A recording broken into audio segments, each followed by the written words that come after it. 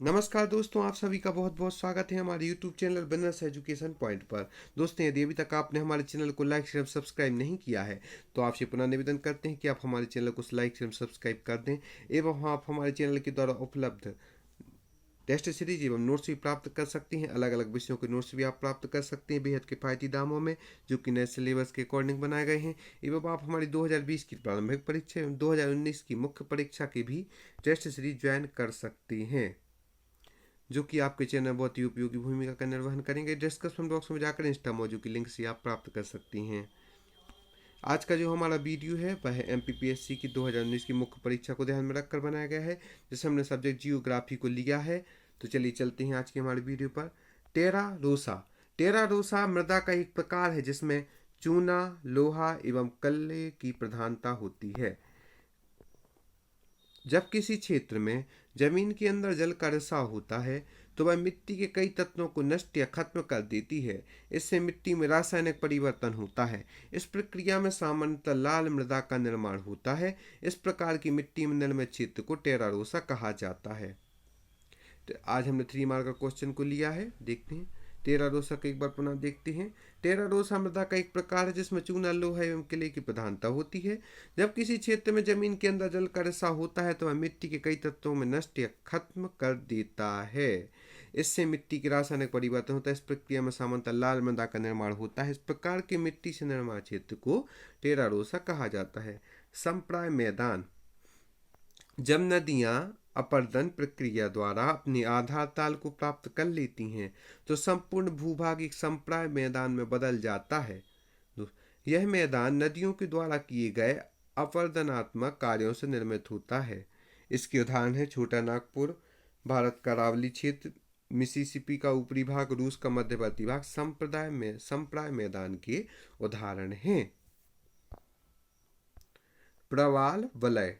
किसी द्वीपीय तट को प्रवाल भित्तियों द्वारा चारों ओर से घेरे हुए है तो इस संरचना को प्रवाल वलय कहते हैं, जैसे फिजी वलय, फुनाफूटी वलय। किसी द्वीपीय तट को प्रवाल भित्तियों द्वारा चारों ओर से घेरे हुए है तो इस संरचना को प्रवाल वलय कहते हैं, जिसके उदाहरण फिजी वलय, फुनाफूटी वलय। मध्य प्रदेश के सबसे कम जनसंख्या वृद्धि वाले जिले अनूपपुर 12.3, बैतूल 12.9, छिंदवाड़ा 13.1, जो कि मध्य प्रदेश के सबसे कम जनसंख्या वृद्धि वाले 3 जिले हैं, अनूपपुर, बैतूल एवं छिंदवाड़ा। मेघनगर। मध्य प्रदेश के झाबुआ जिले का प्रमुख औद्योगिक क्षेत्र है मेघनगर। राख फास्फेट की खदानों के लिए प्रसिद्ध है। इसका उत्खनन Madhya Pradesh state mining corporation करता है। उपयोग उर्वरक बनाने में इसका उपयोग किया जाता है।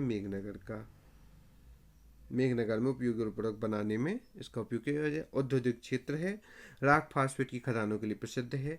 बीज ग्राम योजना वर्ष 2005 एवं 6 से शुरू हुई है। बीज ग्राम योजना उद्देश्य इसका कृषकों को गुणवत्तापूर्ण बीज उत्पादन हेतु प्रशिक्षण करना इसका प्रमुख उद्देश्य है। बीज भंडारण हेतु आधारभूत संरचना प्रदान करना भी इसका प्रमुख उद्देश्य है।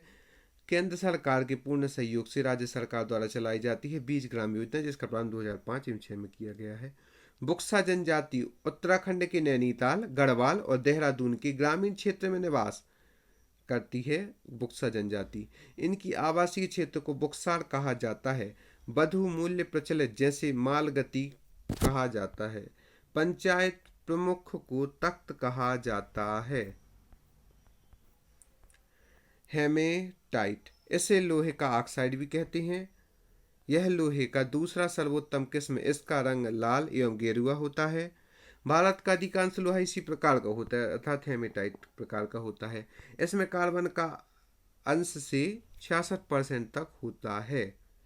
ब्लू मून, यदि कैलेंडर में एक महीने में 2 पूर्णिमाएं हों तो दूसरी पूर्णिमा के चंद्रमा को ब्लू मून कहते हैं।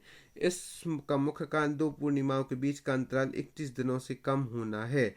ऐसा हर 2-3 साल में होता है, तब दूसरी पूर्णिमा के चंद्रमा को ब्लू मून कहा जाता है। बाह्यमंडल, वायुमंडल में पृथ्वी के धरातल से 640 किलोमीटर के ऊपर वायुमंडल या आयतन मंडल का विस्तार है। इसी परत में nitrogen, oxygen, hydrogen, helium gas की प्रधानता होती है। कृत्रिम उपग्रह इसी परत में स्थापित किए जाते हैं, इसे वायुमंडल कहा जाता है। चिनूक पर्वतीय ढाल के सहारे चलने वाली गर्म व शुष्क हवा जो कि संयुक्त राज्य अमेरिका में पवन राकी पर्वत की पूर्वी ढाल में चलती है, इसे चिनूक कहा जाता है, जिसके फलस्वरूप धरातल पर बर्फ अचानक पिघलने लगती है। यह पशुपालकों के लिए लाभदायक होती है क्योंकि इससे बर्फ पिघल जाती है और घास उग जाती है। इस कारण इस पवन को हिमभक्षी भी कहते हैं। थालघाट दर्रा प्रायद्वीपीय भारत का प्रमुख दर्रा है। थालघाट दर्रा यह पश्चिमी घाट में स्थित है। इससे होकर मुंबई कोलकाता मार्ग गुजरता है, मुंबई को नासिक से जोड़ता है। थालघाट दर्रा राष्ट्रीय राजमार्ग 3 यहाँ से गुजरता है। रिहंद परियोजना स्थान है इसका सोनभद्र यूपी के पीपरी के पहाड़ों के बीच रिहंद नदी पर बांध बनाकर बनाया गया है। गोविंद बल्लभ पंत सागर जलाशय यह झील भारत की सबसे बड़ी कृत्रिम झील है। यह उत्तर प्रदेश और मध्य प्रदेश की सीमा पर स्थित है। रिहंद परियोजना। गोंडवाना क्रम की चट्टानें इस क्रम की चट्टानें का निर्माण कार्बोनिफेरस से जुरासिक युग में हुआ है। इसका प्रमुख विस्तार दामोदर महानदी तथा गोदावरी की घाटियों में है। भारत में पाए जाने वाला 98% कोयला गोंडवाना क्रम की चट्टानों में ही पाया जाता है। गोंडवाना क्रम की चट्टानों में मुख्यतः बिटुमिनी कोयला पाया जाता है। लोकटक झील लोकटक झील मणिपुर में स्थित है। पूर्वोत्तर भारत की ताजे पानी की सबसे बड़ी झील है लोकटक झील। लोकटक झील विश्व में तैरती झील के नाम से विख्यात है। इस झील में घनी जलीय घास के बड़े बड़े हिस्से तैरते रहते हैं, जिन्हें फुमडी के नाम से जाना जाता है। एक बार पुनः देखते हैं गोंडवाना क्रम की चट्टानें। इस क्रम की चट्टानों का निर्माण कार्बोनिफेरस से जुरासिक युग में हुआ है। इसका प्रमुख विस्तार दामोदर महानदी तथा गोदावरी की घाटियों में है। भारत में पाए जाने वाला 98% कोयला गोंडवाना क्रम की चट्टानों में ही पाया जाता है। गोंडवाना क्रम की चट्टानों में मुख्यतः बिटुमिनी कोयला पाया जाता है। लोकटक झील मणिपुर में स्थित है। पूर्वोत्तर भारत की ताजे पानी की सबसे बड़ी झील है। लोकटक झील विश्व में तैरती झील के नाम से विख्यात है। इस झील में घनी जलीय घास के बड़े बड़े हिस्से तैरती रहती हैं, जिन्हें फुमडी के नाम से जाना जाता है। थालघाट दर्रा प्रायद्वीपीय भारत का प्रमुख दर्रा है, पश्चिमी घाट में स्थित है।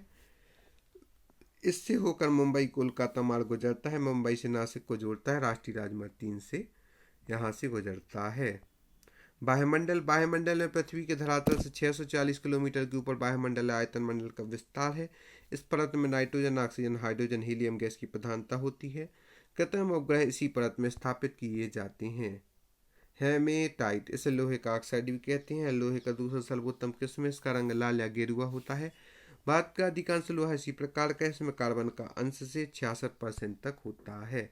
बुक्सा जनजाति जो कि उत्तराखंड के नैनीताल, गढ़वाल, देहरादून के ग्रामीण क्षेत्र में निवास करती है, इसका आवासीय क्षेत्र को बुक्सार कहा जाता है। मधुमूल्य प्रचलित जैसे मालगति कहा जाता है। पंचायत प्रमुख को तख्त कहा जाता है। बीज ग्राम योजना पर 2005-06 से प्रारंभ हुई। उद्देश्य कृषकों को गुणवत्तापूर्ण बीज उत्पादन हेतु प्रशिक्षण देना है। बीज भंडारण हेतु आधारभूत संरचना प्रदान करना है। केंद्र सरकार के पूर्ण सहयोग से राज्य सरकार द्वारा चलाई जाती है। संप्राय मैदान जब नदियां अपर्दन प्रक्रिया द्वारा अपने आधार ताल को प्राप्त कर लेती हैं तो संपूर्ण भूभाग एक संप्राय मैदान में बदल जाता है। आप सभी का बहुत बहुत धन्यवाद हमारे इस वीडियो को देखने के लिए। हम आपसे निवेदन करते हैं कि यदि अभी तक आपने हमारे चैनल को लाइक शेयर सब्सक्राइब नहीं किया है तो लाइक शेयर सब्सक्राइब कर दें। साथ ही आप हमारे नोट्स भी प्राप्त कर सकते हैं। हमारे द्वारा एक बुक भी लॉन्च की गई है, सफलता की चिंगारी अब आपकी बारी, जो कि मोटिवेशनल बुक है, जिसे आप डिस्क्रिप्शन बॉक्स में जाकर इंस्टा मौजू के लिंक से प्राप्त कर सकते हैं। आप सभी को बहुत बहुत धन्यवाद हमारे इस वीडियो को देखने के लिए।